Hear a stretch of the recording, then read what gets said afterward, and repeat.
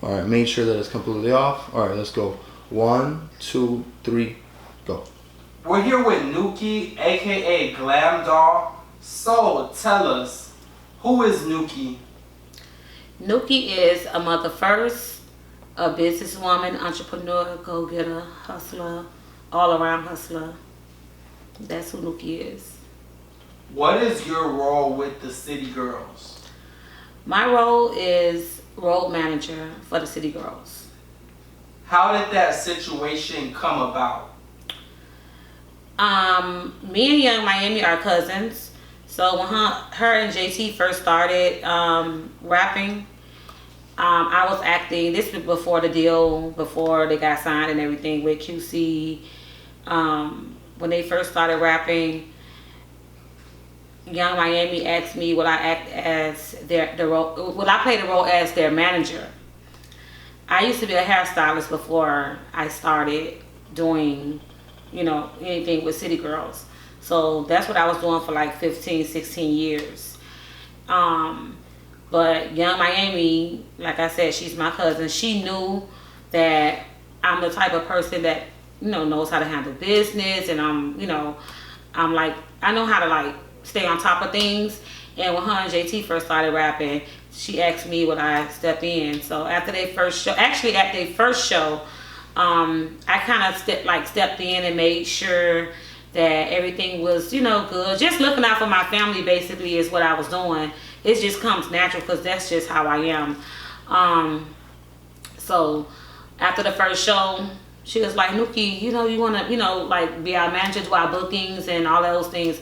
So I was doing that for the beginning of the beginning of Young Miami and JT. And then when they got found by QC and everybody, of course, that was not my thing, managing no rap artists. So, but of course they kept me around, and then they gave me the title role manager, and then that's what I started doing. So what I do now is I travel with them and just handle the things on the road. So I'm the City Girls role manager now, and no, I no longer do hair. You brought up something that was very interesting. You managed the first show. Where was the first show? What was it like, and how did the first show come about? Well, when they first dropped the song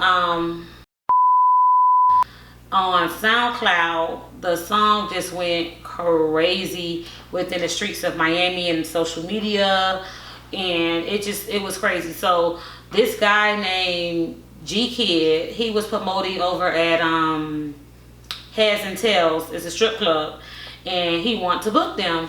So of course he booked them, and from that very first booking they got paid. Like they never did like free shows.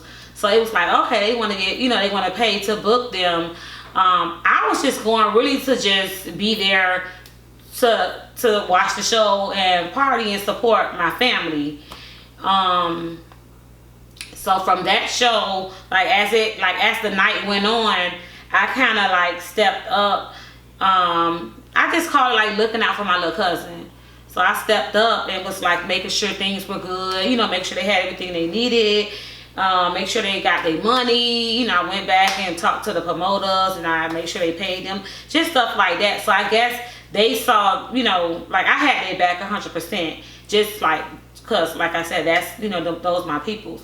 So from there forward, I guess that's when they was like, okay, well, shit, Nuki could, we could make sure just instead of people calling us, want to book us, we'll get a Nuki number and let them call her and let her handle the business and, collect that money and, just trying to do things that way. So that's when Carisha called me and was like, she asked me and I was like, girl, manage no damn body? Are you crazy? And she was like, girl, or whatever. So, and then JT was on the line also. But I think she was in the background. She was over to her house, whatever. But then we talked about it. I was like, okay, we'll do it. And then the second show got booked. Third, it just was going crazy. My phone was ringing. And that's how I stepped in and just started, acting as their manager. I was still doing hair, still we ran through the whole Florida, basically. All the damn strip clubs in Tallahassee, Orlando, Tampa, we did all that, rented a van, rented a truck, whatever, and just was moving. And then look at them now. What did their booking rate start at, being that they never did a free show? I don't want to speak on what they got paid on their first show, for their first show, because I don't think they ever spoke on the amount. So I don't want to speak on it. But it wasn't a whole lot of money, I will say that. But they did get paid. And most artists, when they first start out and they out here like grinding in the clubs, like they do free shows. I know artists still today that does a lot of free shows. And for them to just come into the game playing around with a song, and their very first show they got booked, a paid booking, it was like, okay. So of course, when other promoters was trying to hit them up, they was like, what? They want what? How much money? And I was like, yeah, that's what they want. Like, you know, but they only have one song. Okay, but they're buzzing, they're popping, and this is what it is. So you gonna pay this fee or you're not? Like, what you gonna do? Ain't no free shows. Oh, no, I don't want to pay that. Same promoters call me right now today. And when I hit them with the number they are now, I don't want to speak on it. What could we expect in a day of the life of yourself? A day in the life of Glam Doll Nuki. I don't do much, honestly. Like, when I'm home, I'm just home relaxing with my kids. Everybody that knows me knows that I'm like very, very family oriented. What was it like seeing your cousin and her friend JT go from local rap duo to perhaps the biggest female rap group in the game? Well, from then to now, it still seemed like so unreal to me, because I haven't really processed it. I'll say, even though I'm right there with both of them from the very, very beginning till now, it's just like I can't believe like this shit just skyrocketed like within the snap of a finger. I haven't really processed it yet, cause it just seemed, how could I say it? It seemed,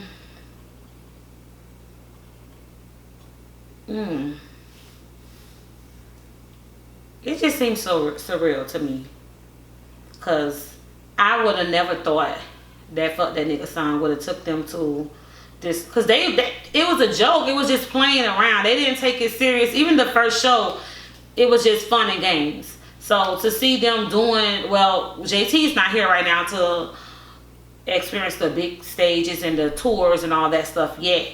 But just seeing Carisha from that very first show too, doing big arenas right now, I still can't believe it. I can't believe it. I can't believe it. I haven't really processed it. Maybe when JT come home, it'll settle in with me then, because it's going to be bigger than life by the time she come home. So right now it's just like I haven't processed it. Okay. Which bag attracts you to try it the most, and why? I really, really, really want to try these Cardi honey drip butter popcorn snacks. Why, out of all the bags we have, why is that the bag you chose? Was it the color? Was it the flavor? Was it the experience? What was it that got you to pick that honey drip butter popcorn flavor? Because that's one of my all-time favorites out of the rap snacks. Because for one, I love popcorn and I love Cardi. Okay. I'm not really into like spicy chips, so the surprise is gonna be the honey for me when I try these chips, cause I don't know I never had like honey with the popcorn, but I definitely love popcorn and the butter, and I love Cardi, so I'm excited to try these. What I want to ask you is, do any stories come to mind when it comes to Cardi B?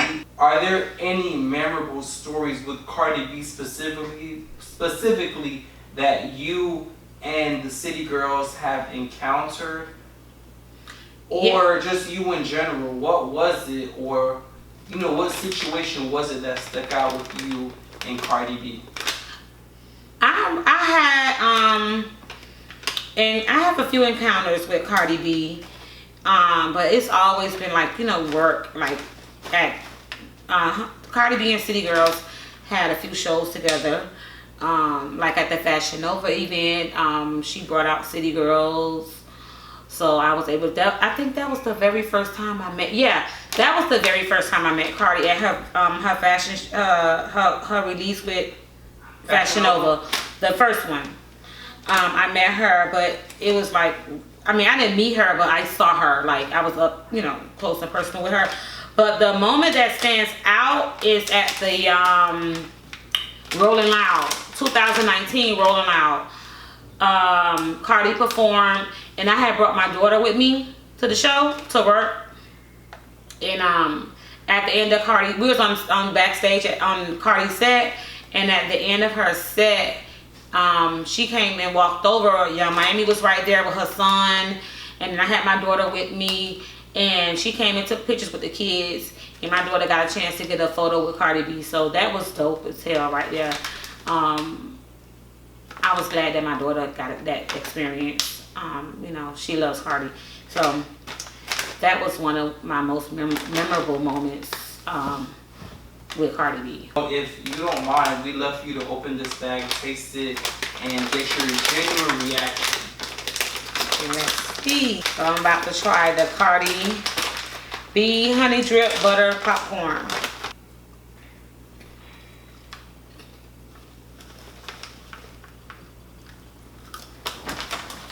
They're actually good.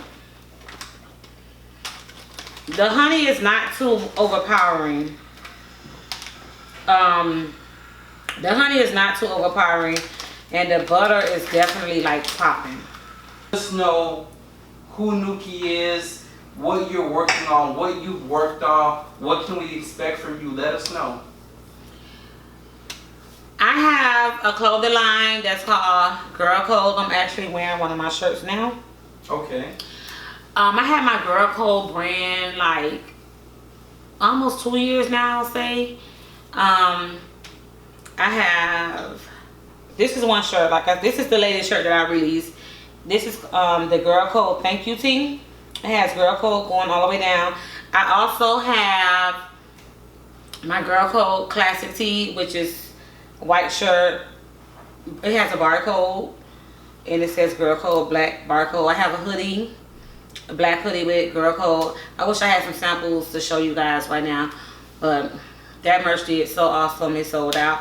I also have my Respect the Code tee. I don't know if you guys can see this.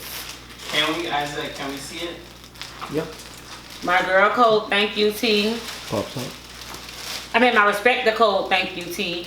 It's in rainbow color. And the reason why I had this shirt, I designed this shirt, is because when I first released my Girl Code Classic tee, which is the white tee, and it has a black barcode with Girl Code in black letters.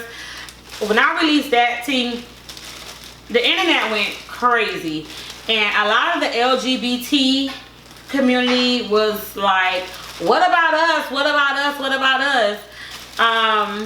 So I sat down and I designed this shirt, and it says Respect the Code in rainbow color barcode.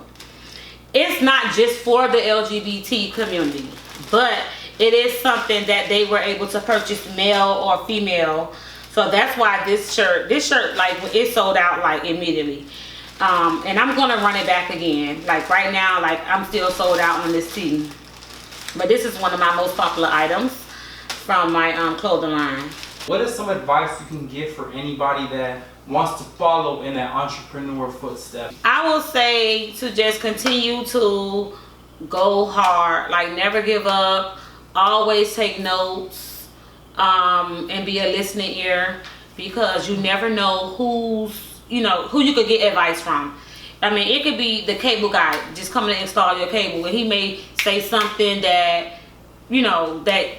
something that will inspire you. So always take notes.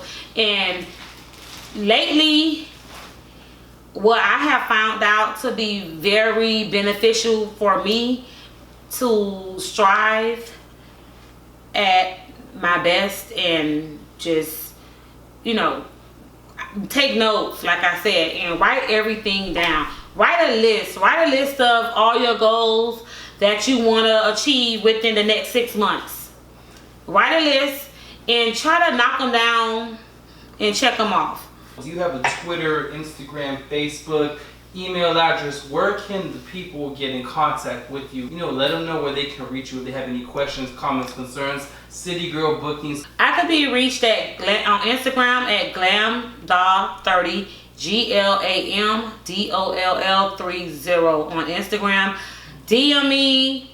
I check my DMs all the time. I'm always in my DMs. I do check my DMs and I do DM back. So you can reach me there. You can also email me at Chantel at citygirlsmusic.com, CHANTEL at citygirlsmusic.com. That's my email. So yeah, that's how you can reach me. Thank you. I appreciate you guys having me. No, thank you, definitely.